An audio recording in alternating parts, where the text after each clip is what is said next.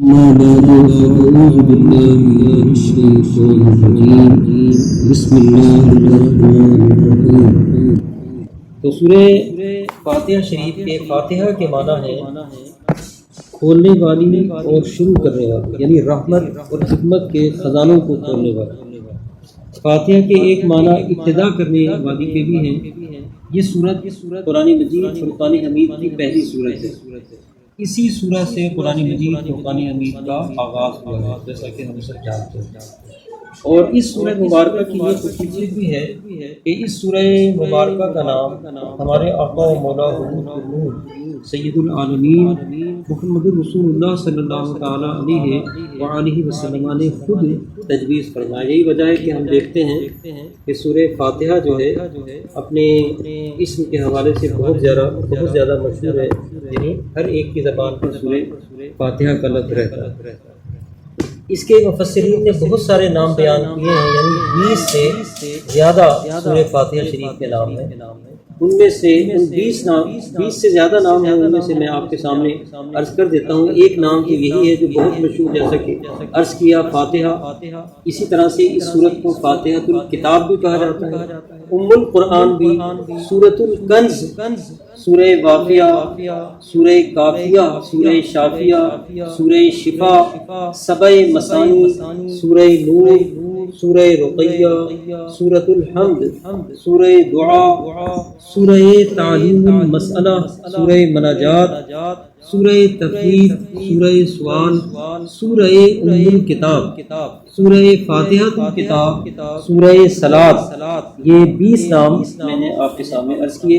اس صورت میں 7 آیتیں، 27 کلمے اور 140 حروف ہیں، اور اس سورہ مبارکہ کی کوئی بھی آیت ناسخ یا منسوخ نہیں ہے۔ اور جیسا کہ عرض کیا تھا کہ اس سورہ کی وجہ تسمیہ فاتحۃ الکتاب اس لیے کہتے ہیں کہ اس سورہ سے قرآن مجید فرقان حمید کا آغاز ہوا ہے، یعنی قرآن مجید فرقان حمید کو شروع کیا جاتا ہے۔ سورہ کے معنی، یعنی ہم قرآن مجید کی سورتوں کو جو سورہ کہتے ہیں، سورہ کے معنی عمارت کی ایک منزل کے ہیں۔ قرآن کریم کی سورتیں گویا ایک منزل ہیں جو ایک دوسرے سے بظاہر الگ تھلگ ہیں، یا یہ لفظ سور البلد یعنی شہر پناہ سے آیا ہے جو شہر کو گھیرے ہوئے ہوتی ہے۔ سورہ بھی اپنے اندر آیتوں کو گھیرے ہوئے ہوتی ہے، اس لیے اسے سورہ کہتے ہیں۔ یا سورہ کے معنی اونچے مرتبے کے ہیں۔ سورہ کے اندر کا سبھی کلام اتنا اونچا اور اس کی رفعت و بلندی کا اندازہ نہیں کیا جا سکتا، اس لیے اسے سورہ کہا جاتا ہے۔ شریعت میں سورہ قرآن کریم کے اس حصے کو کہتے ہیں جس کا آغاز اور ایک خاتمہ ہو، اور جس میں کم سے کم 3 آیتیں ہوں۔ تو اب قرآن مجید فرقان حمید کی سورتوں کے بہت سے فضائل اور بہت سے مناقب ہیں۔ میں اب ان اسماء مبارکہ میں سے جو آپ کے سامنے میں نے عرض کیے تھے مختصراً ان کے بارے میں عرض کرتے ہیں۔ جیسے کہ سورہ فاتحہ کو کہتے ہیں ام القرآن اور ام الکتاب بھی کہتے ہیں۔ ان دونوں ناموں کے مختلف اسباب، اصل شے کو کہتے ہیں، اور پورے قرآن سے 4 باتوں کو ثابت کرنا مقصود ہے: الہیات کے مسائل، معاد کی تعلیم و تصور، نبوت کے احکام و مسائل، اور قضاء و قدر کا ثبوت۔ ارشاد باری تعالیٰ ہے الحمدللہ رب العالمین الرحمن الرحیم، سے الہیات کا پتہ چلتا ہے۔ اور مالک یوم الدین سے دوبارہ جی اٹھنے کا، یعنی انسان موت کے بعد دوبارہ اٹھایا جائے گا۔ اور ایاک نعبد و ایاک نستعین سے جبر و قدر کے غلط ہونے کی رہنمائی ملتی ہے، اور اس کی بھی کہ سب کچھ اللہ کی قضاء و قدر سے ہوتا ہے۔ اور اہدنا الصراط المستقیم صراط الذین انعمت علیہم غیر المغضوب علیہم ولا الضالین سے قضاء و قدر الہی کا بھی سراغ ملتا ہے، اور نبوت کا۔ اور قرآن مجید کے سب سے عظیم مقاصد یہی 4 ہیں، اور اس سورہ کے اندر یہ چاروں ہی پائے جاتے ہیں، اس لیے اس کا نام ام القرآن یعنی اصل قرآن، اور ام الکتاب اصل کتاب۔ آسمانی کتابوں کا نچوڑ تین امور ہیں: زبان سے اللہ تعالیٰ کی حمد و ثنا، خدمت و اطاعت میں مصروف رہنا، نمبر 2، نمبر 3 مکاشفات اور مشاہدات کی طلب و درخواست۔ اس طرح الحمدللہ رب العالمین الرحمن الرحیم مالک یوم الدین کے الفاظ میں اللہ تعالیٰ کی حمد و ثنا ہے، اور ایاک نعبد و ایاک نستعین میں خدمت و اطاعت ہے، مشغولیت اور مصروفیت ہے۔ اہدنا الصراط المستقیم میں مکاشفات، مشاہدات اور ہدایت کی انواع و اقسام کی طلب اور درخواست۔ نمبر 3، اس سورہ کے ام القرآن و ام الکتاب نام ہونے کا تیسرا سبب یہ بھی ہے کہ تمام علوم کا مقصد ہے وقار ربوبیت اور ذلت الوہیت کی شناخت و آشنائی۔ اس طرح الحمدللہ رب العالمین الرحمن الرحیم مالک یوم الدین سے اس کا پتہ چلتا ہے، اور دنیا اور آخرت کے تمام حالات و کیفیات پر اللہ تعالیٰ محیط اور ان پر اسے پوری دسترس ہے۔ پھر اس کے ارشاد ایاک نعبد و ایاک نستعین سے عبودیت کی ذلت کا سراغ ملتا ہے۔ ام القرآن نام ہونے کا چوتھا سبب یہ بھی ہے کہ ام کے ایک معنی لشکر کے جھوٹ کے ہیں، جیسا کہ کسی شاعر نے کہا کہ ہم نے اپنا جھنڈا گاڑ دیا یہاں تک کہ وہ بکھر گئے، یعنی دشمن بکھر گئے۔ تو سورہ فاتحہ کا نام ام القرآن اس لیے ہوا کہ یہ سورہ اہل ایمان کی پناہ گاہ ہے، جیسے کہ جھنڈا لشکر کی پناہ گاہ ہوا کرتا ہے۔ اسی طرح اس سورہ مبارکہ کا ایک نام ہے سبع مثانی۔ تو اللہ تعالیٰ کا ارشاد ہے وَلَقَدْ آتَيْنَاكَ سَبْعًا مِنَ الْمَثَانِي، ہم نے آپ کو مثانی کی 7 آیتیں دی۔ اسے مثانی کیوں کہا گیا؟ اس کی وجہ یہ ہے کہ اس سورہ کے 2 ٹکڑے ہیں، ایک میں اللہ تعالیٰ کی تعریف اور دوسرے میں اللہ تعالیٰ کی عطا اور نوازش ہے۔ اس کا نام مثانی اس لیے ہے کہ یہ نماز کی ہر رکعت میں دہرائی جاتی ہے۔ اس کو مثانی اس لیے بھی کہتے ہیں کہ یہ تمام آسمانی کتابوں سے الگ اور ممتاز ہے۔ حضور اکرم سید عالم صلی اللہ تعالی علیہ وآلہ وسلم کا ارشاد گرامی ہے، اس کی قسم جس کے قبضہ قدرت میں میری جان ہے، اس سورہ کی مثال توریت، انجیل، زبور اور فرقان یعنی خود قرآن میں نازل نہ ہوئی، اور یہ سورہ سبع مثانی اور قرآن عظیم ہے۔ اس کو مثانی اس لیے بھی کہتے ہیں کہ اس میں 7 آیتیں ہیں، اور ہر آیت کی تلاوت قرآن مجید کے 7ویں حصے کے برابر ہے۔ اس طرح جس نے سورہ فاتحہ پڑھ لی اس کو اللہ تعالیٰ پورا قرآن پڑھنے کا ثواب عطا فرمایا ہے۔ اس میں 7 آیتیں ہیں اور جہنم کے دروازے بھی 7 ہیں، اس لیے جس شخص نے اس کو پڑھنے کی سعادت حاصل کی اور اپنی زبان اس نے کھولی تو اس کے لیے 7 دروازے بند کر دیے گئے۔ اور اس کی دلیل یہ روایت ہے کہ حضرت جبریل امین ایک مرتبہ حضور اکرم سید عالم صلی اللہ علیہ وسلم کی خدمت میں حاضر ہوئے اور عرض کیا یا رسول اللہ صلی اللہ علیہ وسلم، میں آپ کی امت کے سلسلے میں عذاب سے ڈرتا تھا، لیکن جب سورہ فاتحہ نازل ہو چکی تو میں مطمئن اور بے خوف ہو گیا۔ حضور نے فرمایا وہ کیوں کر؟ انہوں نے عرض کیا کہ اللہ تعالیٰ کا ارشاد ہے وَإِنَّ جَهَنَّمَ لَمَوْعِدُهُمْ أَجْمَعِينَ لَهَا 7 أَبْوَابٍ لِكُلِّ بَابٍ مِنْهُمْ جُزْءٌ مَقْسُومٌ، بلا شبہ جہنم ان سب کا وعدہ ہے، اس کے 7 دروازے ہیں، ہر دروازے کے لیے ان لوگوں میں سے ایک حصہ بٹا ہوا ہے۔ اور سورہ فاتحہ میں آیتیں 7 ہیں، اس لیے جو کوئی انہیں پڑھ لے گا اس کے لیے ہر آیت جہنم کے ایک دروازے کا حجاب ہو جائے گی، ڈھکن ہو جائے گی۔ اس طرح آپ کی امت ان سے بچ کر گزر جائے گی۔ اس کو مثانی اس لیے بھی کہتے ہیں کہ یہ نماز میں پڑھی جاتی ہے پھر کسی دوسری سورت سے ملاتی جاتی ہے، اور اس کو مثانی اس لیے بھی کہتے ہیں کہ یہ اللہ تعالیٰ کی ثنا اور تعریف پر مشتمل ہے۔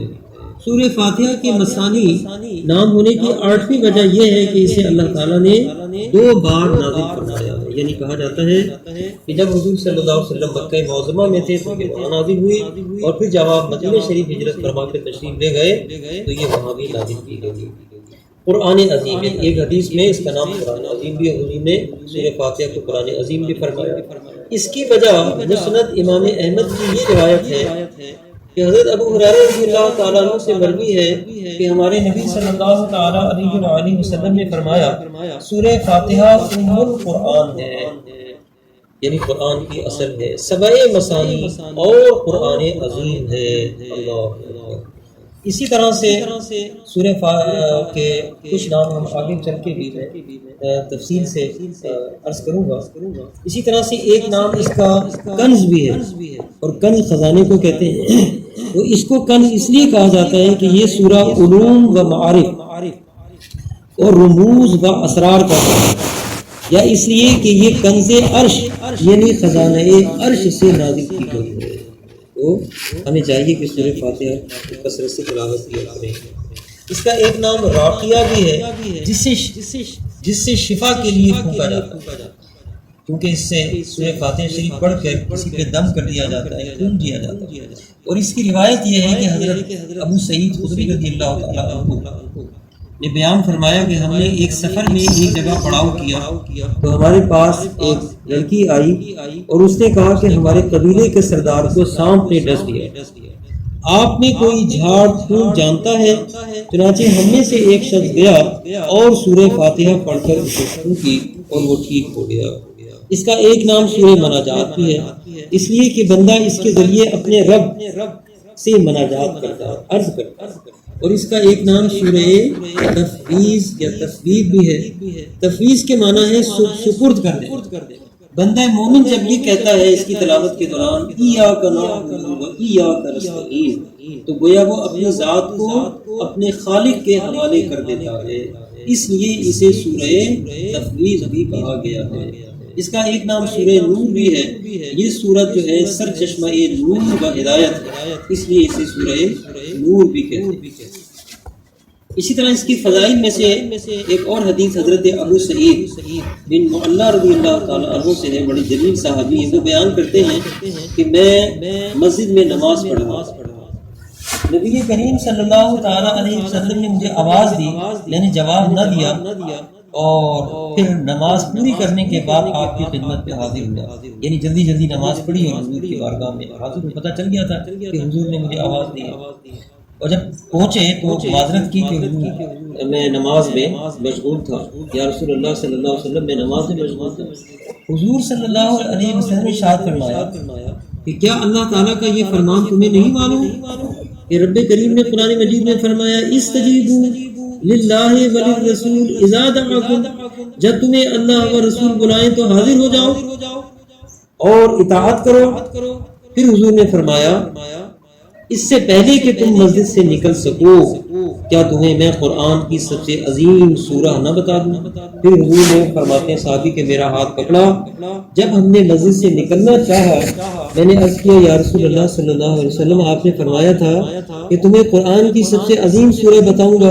حضور نے فرمایا یہ ہے الحمدللہ رب العالمین، یہی سبع مثانی اور یہی قرآن عظیم ہے جو مجھے دی گئی۔ تو اس حدیث سے ثابت ہوا کہ رسول اللہ صلی اللہ علیہ وسلم کی آواز پر حاضر ہونے اور تعمیل حکم سے نماز میں کوئی خلل واقع نہ ہوگا، یعنی کوئی نماز پڑھ رہا ہو عین حالت نماز میں حضور اگر اس کو آواز دے تو وہ نماز کی عین حالت میں حضور کی بارگاہ میں حاضر ہو، اور جو حضور حکم دے وہ کام کرے اور دوبارہ نماز شروع کر دے، اس کی نماز نہیں ٹوٹے گی۔ حضرت علامہ طیبی فرماتے ہیں کہ حدیث میں اس کی دلیل ہے کہ رسول اللہ صلی اللہ تعالیٰ علیہ وسلم کی آواز پر اثناء نماز میں لبیک کہنے اور آپ کی خدمت میں حاضر ہونے سے نماز باطل نہیں ہوتی۔ جس طرح ہم نماز میں آپ سے یوں خطاب کرتے ہیں، نماز کے اندر کہا جاتا ہے اتحیات میں جب ہم پڑھتے ہیں السلام علیکہ ایھا النبی ورحمۃ اللہ وبرکاتہ، یعنی اے نبی آپ پر سلام رحمت برکت، اس سے نماز باطل نہیں ہوتی۔ اسی طرح آپ کی اطاعت سے نماز نہیں جاتی۔ علامہ ملا علی قاری رحمۃ اللہ علیہ رقم تراز ہیں کہ حدیث سے بالکل واضح ہے کہ حضور صلی اللہ علیہ وسلم کے لیے مطلقاً لبیک کہنا اور حکم کی تعمیل کرنا واجب ہے۔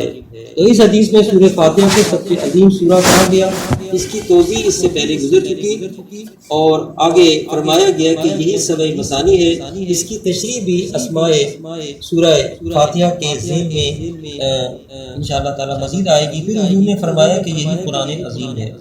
حضرت شیخ محقق عبداللہ محدث دہلوی رحمۃ اللہ علیہ فرماتے ہیں کہ سورہ فاتحہ کو قرآن عظیم اس لیے کہا گیا ہے کہ یہ قرآن کا جزء اعظم ہے، سب سے اعظم حصہ۔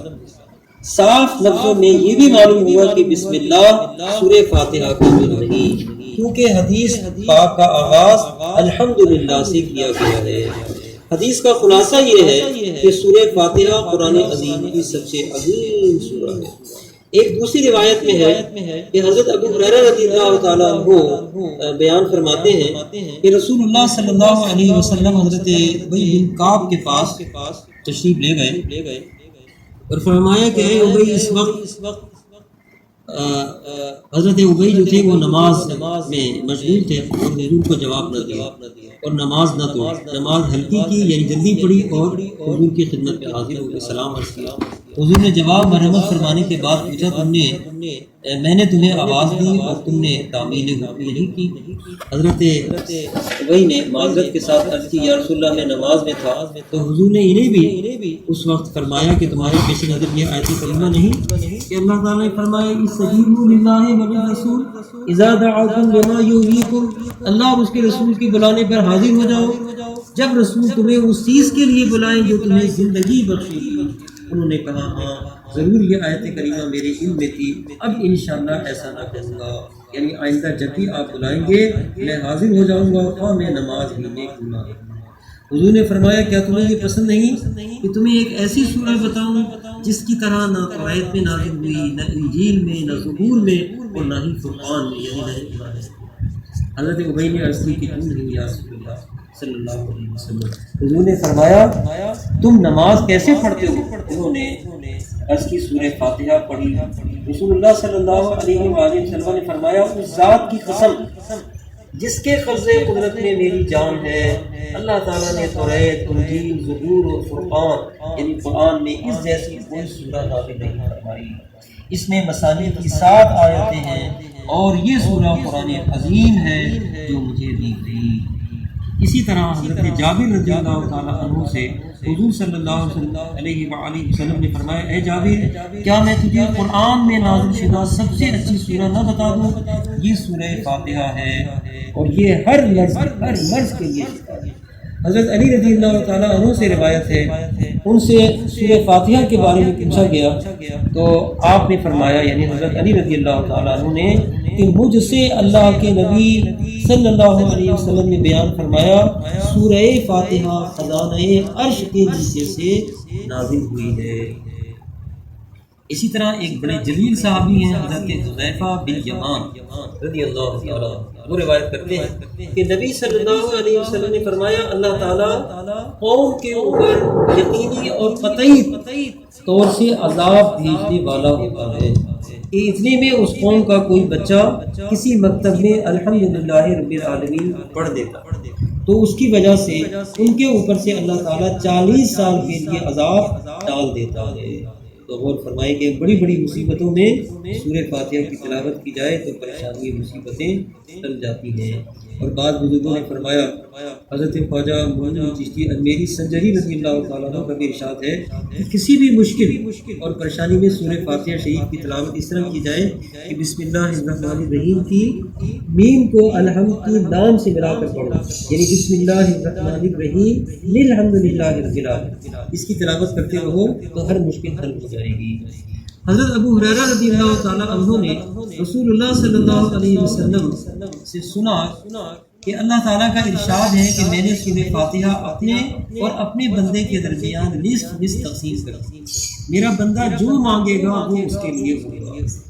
دوسری روایت میں ہے کہ اس سورہ کا نصف میرے لیے اور نصف میرے بندے کے لیے۔ چنانچہ جب بندہ الحمدللہ کہتا ہے اللہ تعالیٰ فرماتا ہے میرے بندے نے میری حمد کی۔ پھر جب الرحمن الرحیم کہتا ہے اللہ تعالیٰ فرماتا ہے میرے بندے نے میری ثنا کی۔ پھر جب وہ مالک یوم الدین کہتا ہے اللہ تعالیٰ فرماتا ہے میرے بندے نے میری عظمت اور بزرگی اور کبریائی کو بیان کیا۔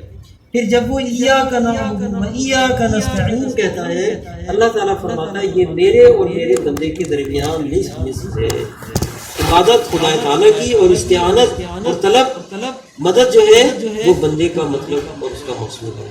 میرا بندہ جو مانگے وہ اس کے لیے ہوگا، پھر جب بندہ اهدنا الصراط المستقیم صراط الذین انعمت علیہم غیر المغضوب علیہم ولا الضالین آمین کہتا ہے تو اللہ تعالیٰ فرماتا ہے کہ یہ میرے بندے کے لیے ہے اور میرے بندے کے لیے وہ سب کچھ ہے جسے وہ مانگے۔ حضرت امام حسن یا امام حسین یعنی حسنین کریمین رضی اللہ تعالیٰ عنہ میں سے ایک سے یہ روایت ہے کہ وہ فرماتے ہیں کہ اللہ تعالیٰ نے کل 104 آسمانی کتابیں نازل کر دی، پھر 100 کتابوں کے علوم ان 4 کتابوں توریت، انجیل، زبور اور قرآن میں رکھا، پھر ان چاروں کے علوم قرآن مجید میں رکھے، پھر قرآنی علوم مفصل سورتوں میں رکھے، پھر مفصل علوم سورہ فاتحہ میں رکھے۔ اس لیے جس نے سورہ فاتحہ کی تفسیر جان لی تو یعنی کہ وہ ایسا ہے کہ گویا اس نے اللہ تعالیٰ کی نازل ہوئی سبھی کتابوں کی تفسیر جو ہے جان لی اور سمجھ لی، اور جس نے اس کی تلاوت کی اس نے گویا توریت، انجیل، زبور اور قرآن کی تلاوت کر لی۔ اور فرمائے کہ قرآن مجید کی صورت میں سورہ فاتحہ کی تلاوت کی کس قدر عظیم برکتیں ہیں۔ اللہ نبی کریم صلی اللہ تعالیٰ علیہ وآلہ وسلم نے فرمایا اگر سورہ فاتحہ توریت میں ہوتی تو قوم موسیٰ علیہ السلام یہودی نہ ہوتی، اور اگر یہ انجیل میں ہوتی تو قوم عیسیٰ علیہ السلام نصرانی نہ ہوتی، اور اگر زبور میں ہوتی تو قوم داؤد علیہ السلام عذاب نہ آتا۔ تو جو مسلمان بھی اسے پڑھے گا اسے اللہ تعالیٰ گویا اتنا دے گا جیسے اس نے پورا قرآن پڑھا ہو، اور جیسے اس نے ہر مومن اور مرد عورت کو صدقہ دیا ہو۔ اللہ سبحان۔ حضرت ابن عباس رضی اللہ تعالیٰ عنہ بیان کرتے ہیں حضور صلی اللہ علیہ وسلم کے چچا کے صاحب تو سید المفسرین کہ حضرت جبریل علیہ السلام نبی کریم صلی اللہ علیہ وآلہ وسلم کے قریب بیٹھے تھے، یعنی حضور کی خدمت میں حاضر تھے جبریل امین۔ یکا انہوں نے اپنے اوپر ایک آواز سنی، اپنا سر اٹھایا اور فرمایا آسمان کا یہ دروازہ آج سے پہلے کبھی نہ کھلا تھا۔ اس دروازے سے ایک فرشتہ اترا، حضرت جبریل نے فرمایا یہ فرشتہ اب سے پہلے کبھی نہ اترا تھا۔ پھر اس نے سلام پیش کرنے کے بعد عرض کیا آپ کو دو ایسے نوروں کی بشارت ہے جو آپ سے پہلے کسی اور نبی کو نہ دیے گئے تھے، ایک تو سورہ فاتحہ اور دوسرے سورہ بقرہ کی آخری آیتیں، یعنی آخری 2 آیتیں آمن الرسول سے لے کر آخر کا سورہ بقرہ۔ اس کا جو حرف بھی آپ پڑھیں گے وہ عطا کیا جائے گا، اس کی دعائیں یقیناً مقبول ہوں گی۔ اسی طرح حضرت عمران بن حسین رضی اللہ تعالیٰ عنہ سے روایت ہے کہ جس نے کسی گھر میں سورہ فاتحہ اور آیت الکرسی پڑھ لی، یہ بھی روایت ضرور یاد رکھیں کہ جس نے اپنے گھر میں سورہ فاتحہ اور آیت الکرسی پڑھ لی تو اس گھر والوں کو اس دن کسی آدمی یا جن کی نظر نہیں لگی۔ اسی طرح حضرت ابو سعید خدری رضی اللہ تعالیٰ عنہ سے روایت ہے، وہ فرماتے ہیں کہ رسول اللہ صلی اللہ علیہ وآلہ وسلم نے ہمیں 30 سواروں کے دستے میں ایک مہم کے لیے بھیجا۔ ہم نے عرب کی ایک قوم میں منزل کی، یعنی وہاں ٹھہرے، تو ہم نے ان سے چاہا کہ وہ ہماری مہمان نوازی کریں، انہوں نے اس سے انکار کر دیا۔ ان کے سردار کو اسی دوران بچھو نے ڈنک مار دیا، اور جب اس کی تکلیف بڑھی تو لوگ ہمارے پاس آئے اور انہوں نے پوچھا کہ کیا تم میں سے کوئی بچھو کا ڈنک مارا جھاڑ سکتا ہے؟ میں نے کہا ہاں میں ہی ہوں، مگر یہ کام یوں ہی نہ کروں گا بلکہ تمہیں کچھ دینا ہوگا۔ انہوں نے کہا ہم آپ لوگوں کو 30 بکریاں دیں۔ تو حضرت ابو سعید خدری رضی اللہ عنہ فرماتے میں نے اس دسے ہوئے حصے پر 7 بار سورہ فاتحہ اور وہ ٹھیک ہو۔ ہم نے جب بکریاں لے لی تو فرماتے کہ میرے دل میں خدشہ گزرا کہ یہ جو میں نے کیا یعنی بکریاں لے لی یہ میرے لیے جائز بھی ہے یا نہیں ہے، اس لیے تصرف کرنے سے ہم نے توقف کیا یعنی قبضہ کرنا۔ لیکن فرماتے کہ جب ہم نبی صلی اللہ تعالیٰ علیہ وسلم کی خدمت میں حاضر ہوئے، حضور سے ہم نے اس کا ذکر کیا تو حضور نے فرمایا کیا تمہیں خبر نہیں یہ جھاڑ پھوٹ ہے، اور فرمایا کہ اپنے ساتھ میرا حصہ بھی لگاؤ، یعنی اس میں سے جو تم نے سورہ فاتحہ پڑھی اور اس کو فائدہ پہنچا اور اس کے عوض میں تمہیں 30 بکریاں اس میں سے کچھ حصہ میرا بھی مجھے لگا۔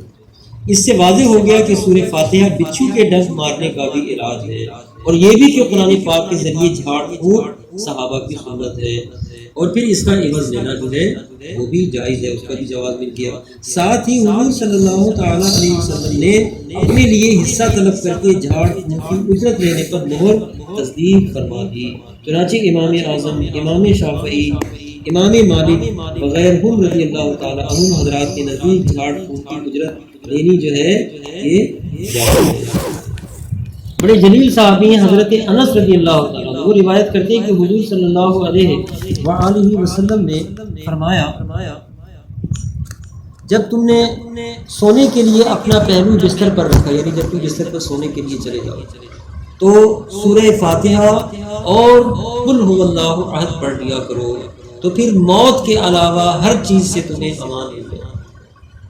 حضرت مجاہد بہت بڑے مفسر گزرے ہیں اور حضرت ابن عباس کے شاگرد ہیں رضی اللہ تعالیٰ عنہ سے، ان سے منقول ہے، وہ فرماتے ہیں کہ ابلیس 4 بار بہت پھوٹ پھوٹ کر رویا، ابلیس رحیم شیطان 4 مرتبہ۔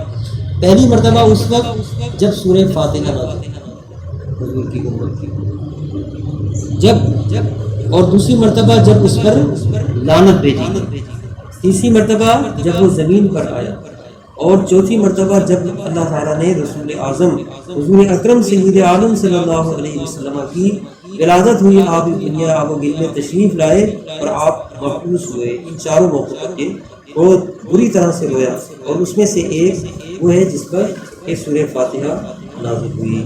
اسی طرح حضرت عطا کی روایت میں ہے، انہوں نے فرمایا کہ جب تمہیں کوئی ضرورت پیش آ جائے تو سورہ فاتحہ پڑھو اور مکمل پڑھو، انشاءاللہ تمہاری ضرورت جو ہے وہ پوری ہو جائے گی۔ اسی طرح سے سورہ فاتحہ شریف کے بے شمار فضائل اور بے شمار اس کے مناقب اور اس کی برکات ہیں۔ میں نے کیا تھا کہ سورہ فاتحہ سے متعلق جو ہے کچھ مسائل جو ہیں وہ بھی عرض کی جائیں گی۔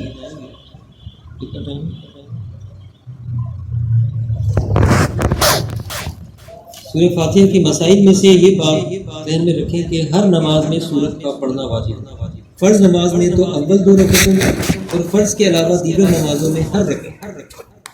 اسی طرح امام کے پیچھے مقتدی کو، یعنی جب کوئی شخص امام کے ساتھ نماز پڑھتا تو امام کے پیچھے مقتدی کو سورہ فاتحہ پڑھنا سخت بنا ہے۔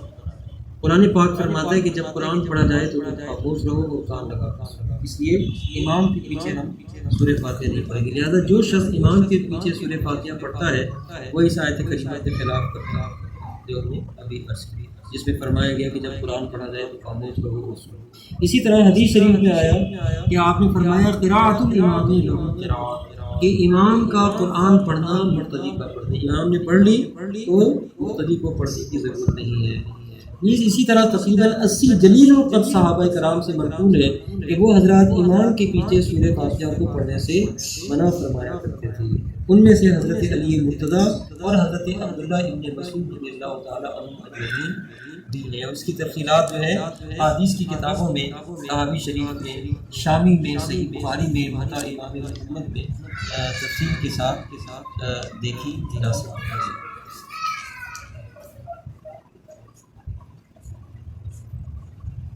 حدیث شریف میں بھی ہے کہ بغیر جو آیا ہے یہ سورہ فاتحہ کے بغیر نماز نہیں ہے، تو اس کے معنی یہی ہے کہ سورہ فاتحہ کے بغیر نماز نہیں ہوتی۔ جب ہم مقتدی کے حیثیت سے نماز پڑھیں گے تو امام کی جو قرات ہے وہی ہماری قرات ہوگی، اور جب تنہا ہم منفرد پڑھیں گے تو ظاہر ہے کہ اس صورت میں ہمیں سورہ فاتحہ جو ہے وہ پڑھنی ہوگی ہر وقت۔ شان نزول کے بارے میں صرف مختصراً عرض کر دیتا ہوں۔ سورہ فاتحہ شریف کے شان نزول میں کئی قول ہیں۔ ایک یہ کہ یہ مکہ مکرمہ میں ہجرت سے پہلے نازل ہوئی، بلکہ بعض علماء فرماتے ہیں کہ سب سے پہلے سورہ فاتحہ ہی نازل ہوئی، اور اس کا مختصر واقعہ یہ ہے کہ حضور صلی اللہ علیہ وسلم نے ام المومنین خدیجہ رضی اللہ تعالیٰ عنہ سے ارشاد فرمایا کہ میں تنہائی میں جب ہوتا ہوں تو ایک غیبی آواز سنتا ہوں کہ کوئی کہتا ہے، مجھ سے کچھ کہتا ہے کہ پڑھو، تو اس کی خبر ان کے چچا زاد حضرت برقہ بن نوفل کو دی گئی. انہوں نے فرمایا اب جب یہ آواز آئے تو آپ توجہ سے اطمینان سے سنا.